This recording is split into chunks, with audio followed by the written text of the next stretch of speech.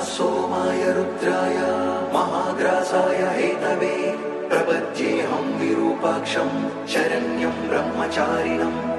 महेश्वराय नमः, वामदेवाय नमः, त्रिलोकेशाय नमः, परमेश्वराय नमः, शितिकण्ठाय नमः, विरूपाक्षाय नमः, दिगम्बराय नमः, महादेवाय नमः।